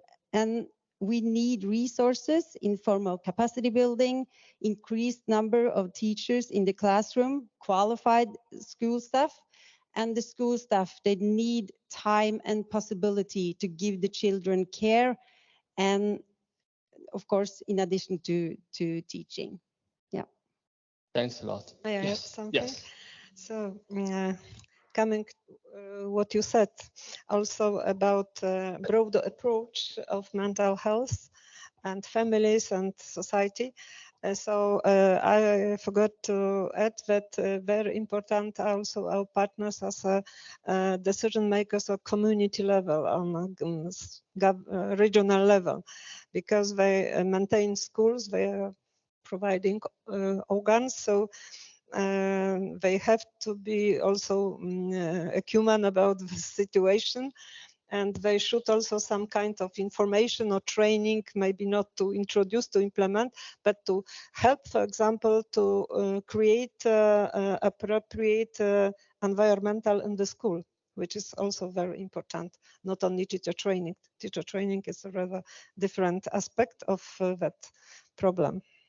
Thanks a lot. As we are closing, let's see if we have some questions. Yeah, just thank you. Thank you to all of you. And just to follow up what Anna Maria was saying, we are going to include Boost as good practices in our list of resources for the working group. That actually it's really a good example to follow and to follow up actually. Sorry, I stand up. I'm Chiara Piccolo from Learning for Wellbeing and part of the expert. But I want to, more than a question, probably it's a reflection that I was making when all of you were talking about mental health and the switch of considering mental health not only to heal mental illness, but just to perform better. I mean, we do physical activities for our physical health, and we are not doing physical activities just because we are ill or we need to, but just to perform better on our daily life. And I think that mental health should be considered as a training, our mental competences, abilities to perform better, to live better, to learn better. And coming back on the teacher side, I agree with you. Teachers are not psychologists. But teachers are human beings, and they live stress and all their emotional life as well.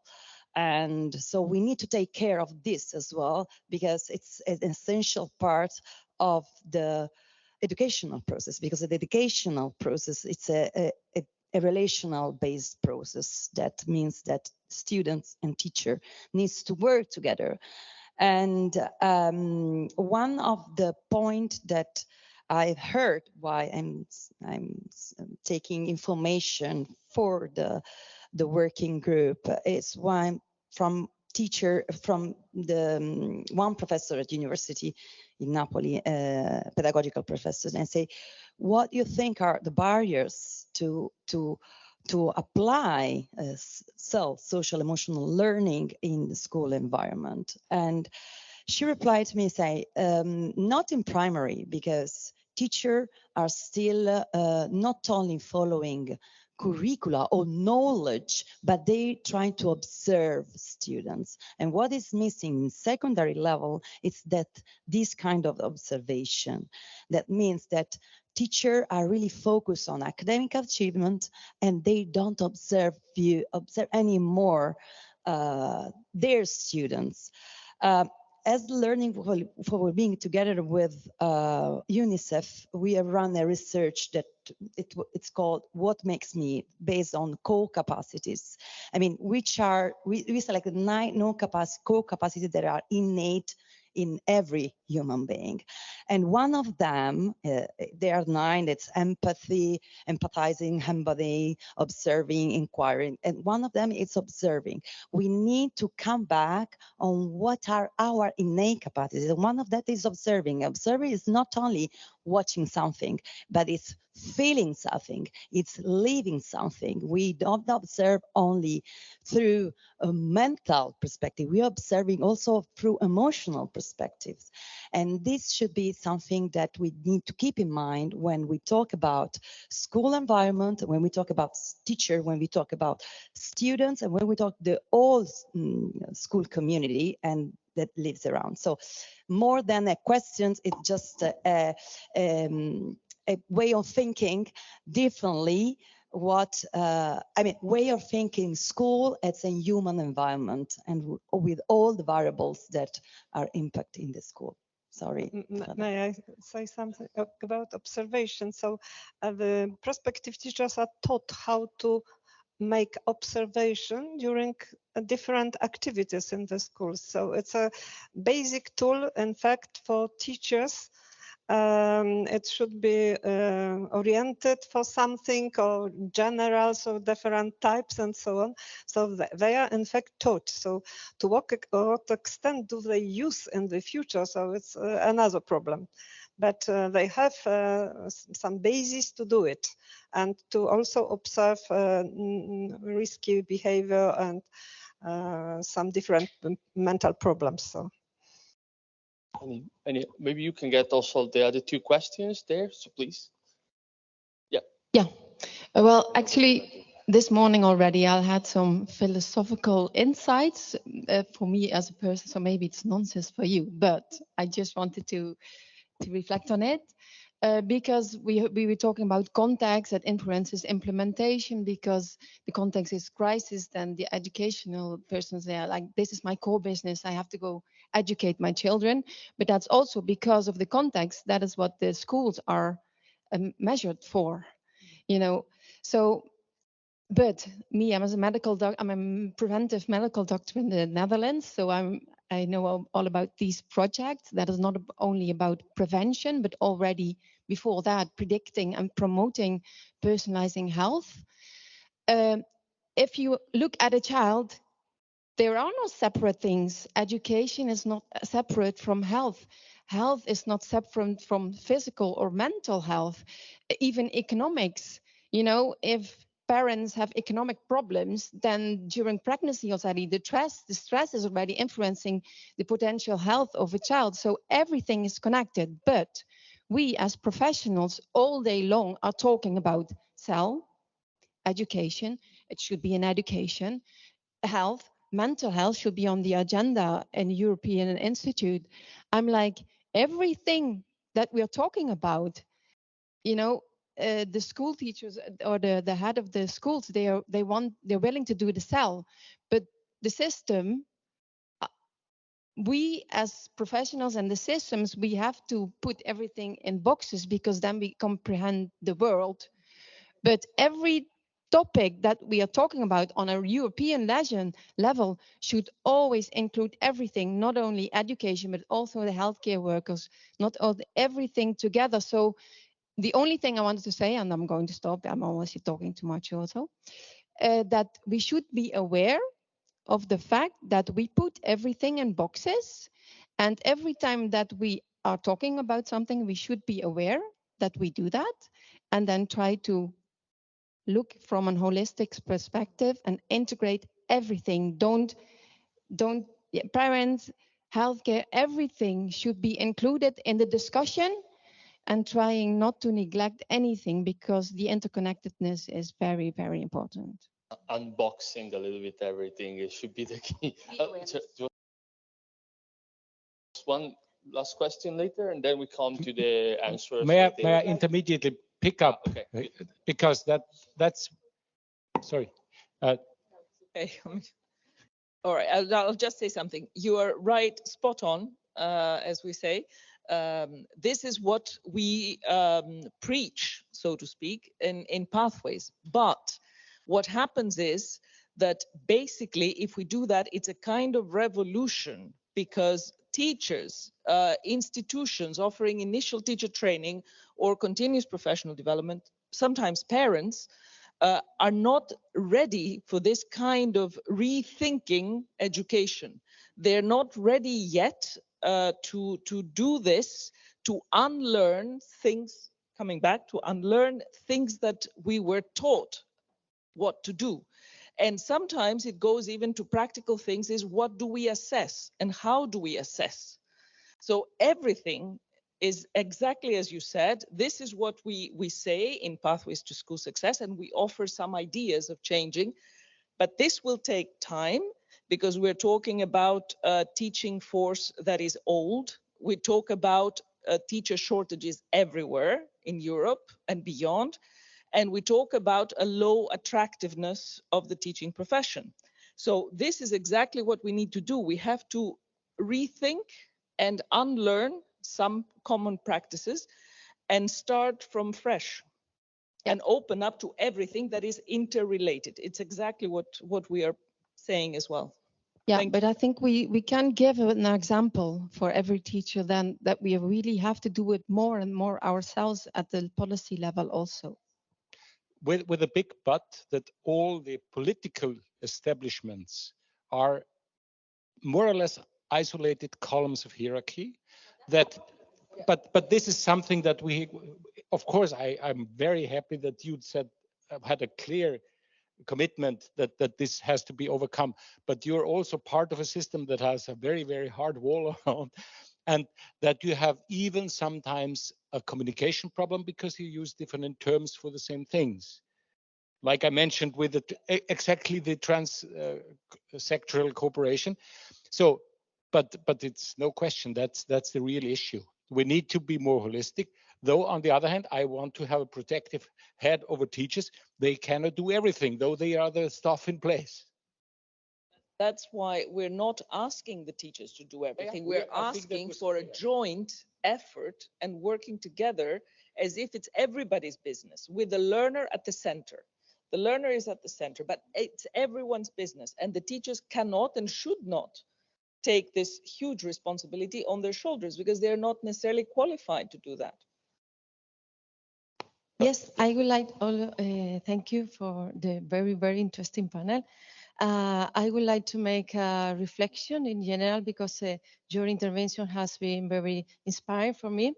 We are talking about well-being, mental health as results of what is happening in schools, in the environment, and we are wondering how can we get to promote this well-being or this mental health environment. And according to this, it's very important what is happening in this case in the school.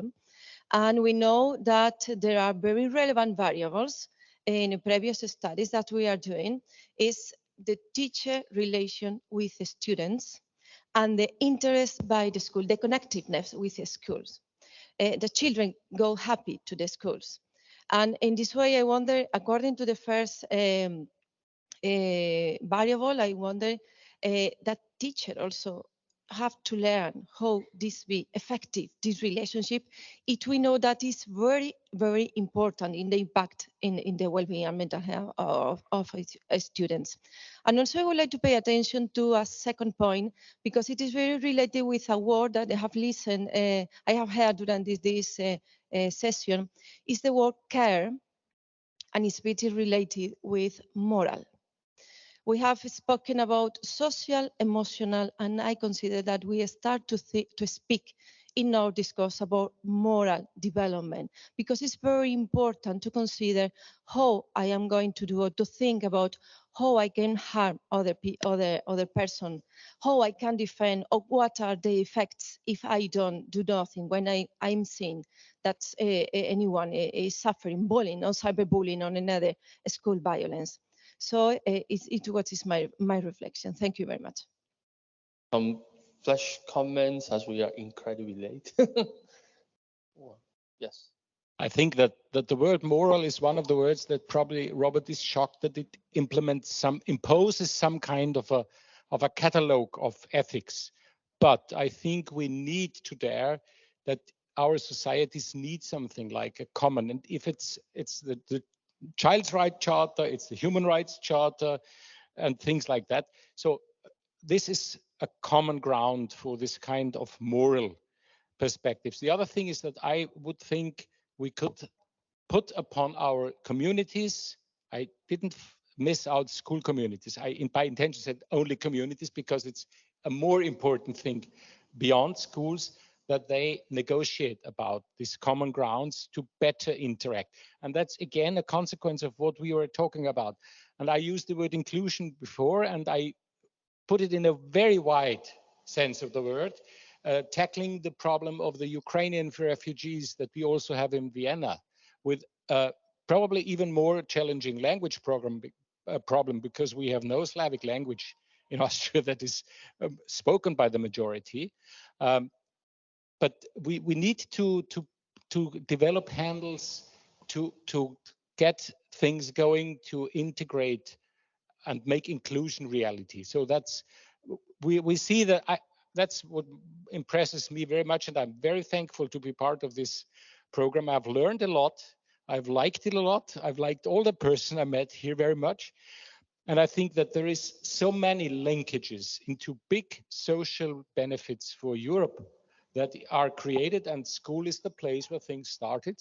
Of course, the parents that come in with their complex background could also be taken on board. So it could make things quite a bit better. 30 seconds. May I say 30 seconds? something comes the end? Because otherwise So people are going to kick me out I would like to of this enhance place. the role of teachers, head teachers, because it was even in Lisbon strategy, the quality of education was perceived by the quality of teaching. So we should think, because it was true, absolutely, and it is true, and we know it. Of course, students are coming from different homes, so family are very important, but students spend a lot of time in education institutions, and institutions can correct bad behavior or behavior in risk, but cannot be the reason for better behavior, because sometimes they are. So we should strongly think seriously think about quality of teacher education. Excellent. Thanks a lot again to everybody. A round of applause, of course. This is the last panel of the day. And now I would like to hand over to Stine. You opened the day presenting Boost, and I would like to give you some final. Yeah, we have too many now. So many. Okay, I'm going to be very quick. I know, I see that I'm the only thing standing between those drinks and that food and you. But it's difficult to be quick, you know, summarizing 5.5 years, summarizing today. But I'd like to go back to what Elzbieta asked before. Is there anything universal? And obviously there is something universal. I mean, first of all, we all agree this is really important. Social and emotional competence, the importance of social and emotional competence is essential.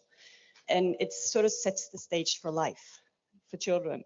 And children spend a substantial amount of their time in school. So working with schools to increase social and emotional competence is essential. So that's universal, Elzbieta. We all agree on that. Now, on the question of how do we do this, it's difficult to find something that's universal. And we've tried a lot of different things in the Boost project. We've implemented and introduced different things to schools, and it's been received very differently. And not just from one country to another, but from one school to another, and even from one teacher to another. So I'd like to just copy Kjetil. We've developed something universal. It's an organizational tool for schools that will hopefully help schools to work more systematically with social and emotional learning. It's a 5-step approach. It's only 5 steps. And along with that tool, we also developed tools to assist schools to work with shared learning, because there's so much competence within schools. So to assist schools to kind of unlock that competence that's already there with shared learning, and also a tool to develop their own tools. And that is essentially the Boost approach. The Boost approach is available on an open platform, www.boostapproach.com. Anyone can go in, have a look at it, download the Boost approach, download the tools. It's available, and it's not difficult to get in. I know there was talk about login problems. There are no login problems. The login is gone. So it's available and it's there. So please do go and have a look at it. And then I'd just like to say thank you to all the participants today that have just created a really, what I think has been a very interesting day. And a particular thank you to Eureka and Michele for organizing this event. A big thank you to our advisory board. You've brought us some very, very good input, and it's been a joy working with you. And of course, to the consortium. Thank you to the Boost consortium. We'll meet most of you tomorrow, so I can extend that more personally. Huh? And tonight, yes. We'll see you tonight as well. And with that, do you want to give us the final words on? Not really, just a big thank you to all my team, Marco, Lisa, Erika, and Robin, who could not be here today, but was part of the consortium quite a lot. So just, you know, if you're interested in everything that was presented today, Boost Project, the website, Twitter, European Mental Health Week, if you want to know more, if you want to engage also with all the initiatives that Francesca presented today feels so long. And now it's just time to enjoy a little bit of drinks. Thanks a lot, everybody. Thank you.